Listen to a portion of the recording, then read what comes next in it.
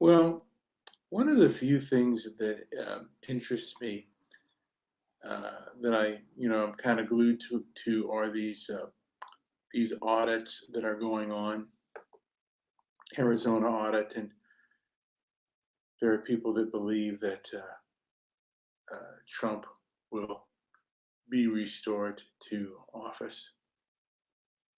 Uh, that is something that I think is very highly unlikely, even if they find irregularities. And uh, I don't think this would be the first time where illegal actions or certain things have taken place. The 1960 election, of course, is a prime example of elections that were not didn't have that integrity. So this will not be the first time, and I don't think this will be the last time because human beings, being who they are going to do things. And quite frankly, it may all be in the up and up. And again, there's also a possibility that there were mistakes made. I mean, this is a large body, and people make all kinds of mistakes when things are that huge. I remember when this pandemic first rolled around and everyone was asked to leave work, and I was trying to get unemployment, and I wasn't able to get on it. Uh, the the phone lines and everywhere else was completely jammed, and you had to really kind of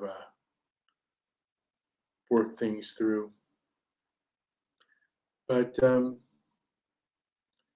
yeah, I mean, things are not always going to go your way in the way that you want them to go. And I was reminded of last night's show. Mainly, it was Howard and Dennis kind of going at it, and I just sat back and I don't know if anyone found it enjoyable or not.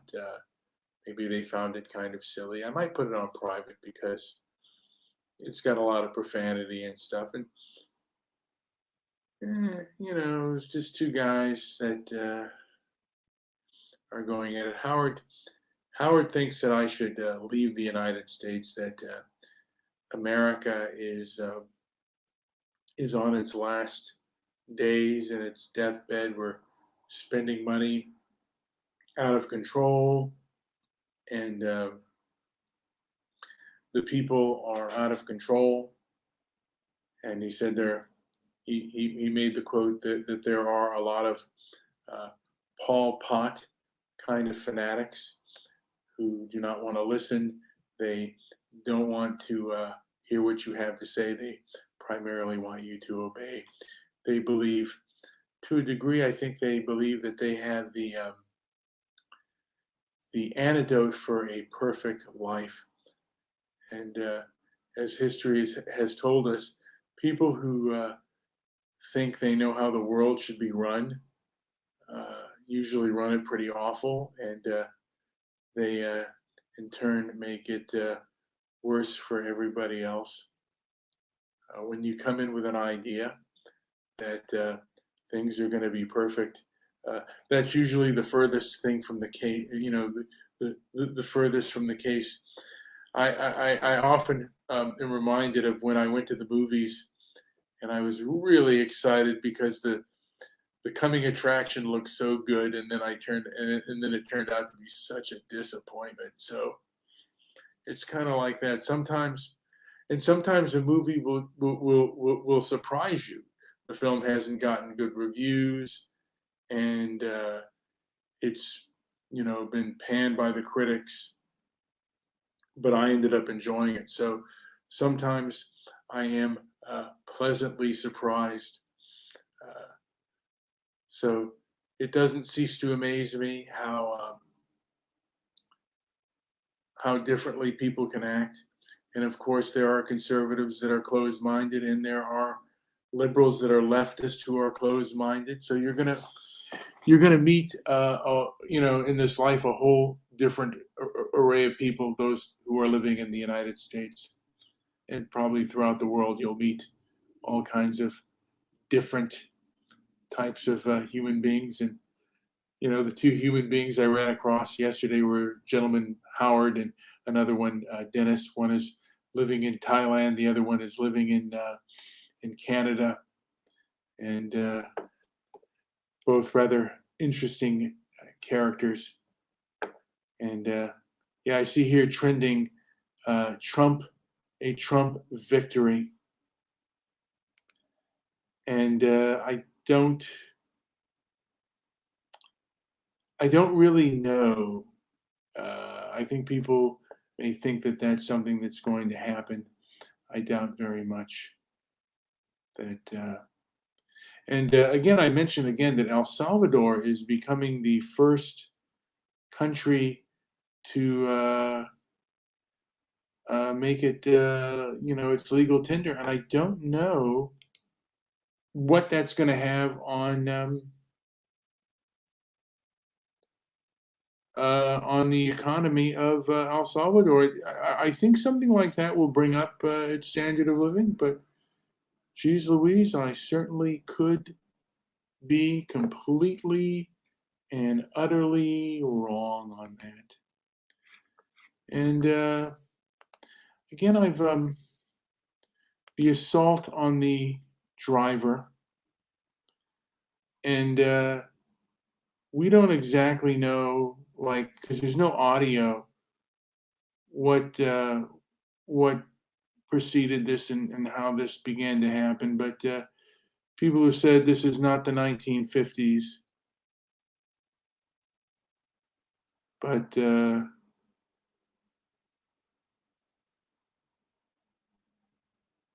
yeah, I don't know what happened or how it happened. I guess the woman didn't have her package, and from my understanding, the woman said, "Check your white privilege," and then the woman called her a bitch, and then she assaulted her.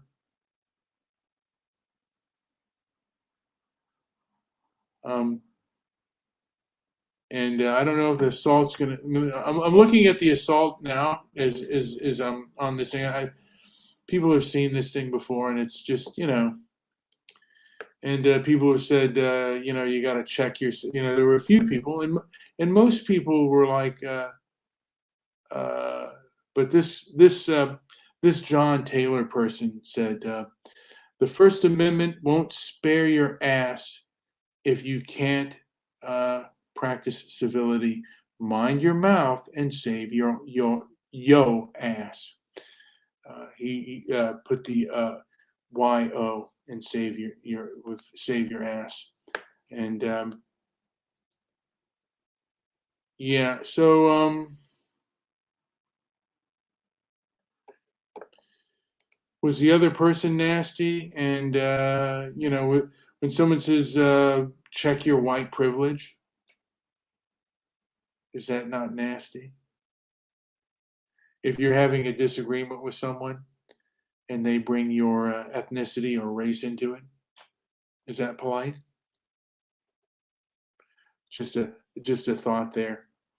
Um, there is a lot of hypocrisy out there, and one of the things I've noticed is the people in the mainstream media, those that believe that like Antifa doesn't exist, or that Antifa are of the same spirit of the our American soldiers and our Allied soldiers that stormed the beaches of Normandy, uh, which is a complete farce. These individuals often have communist flags, and uh, the fact of the matter is, many of those who fought in the Second World War to fight fascism also were called back to action during the Korean War, and fought against North Korean and North Korean, Chinese, and Soviet communism. So which is, like I said, a real load of bunk. And I saw the Lincoln Project uh, putting out a thing on Antifa. It seems so absurd and so ridiculous. Uh, but again, these people will not talk to you, and they will not engage in debate. They are primarily lecturing you, and then when it comes time to ask questions, they're nowhere to be around. And oftentimes, uh, one of the things they do, I've seen sometimes where they're cornered in parties and they're asked questions, they just pretend like you don't exist as a human being, and that's what they're doing now. They're censoring you.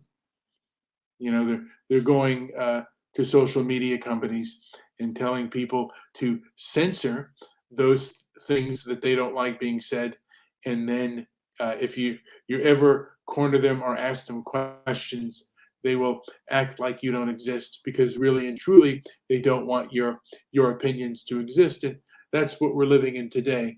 We're living into a group of people who have the establishment that don't necessarily want you to exist. And the truth is, you have to tiptoe things rather lightly. And that's just the way it is. You know, uh, you can,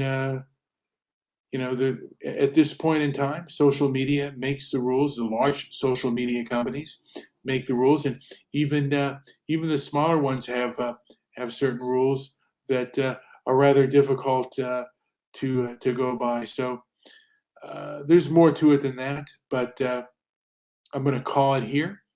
This has been Brian with Transparency and Merit. Like, subscribe, and leave a comment down below.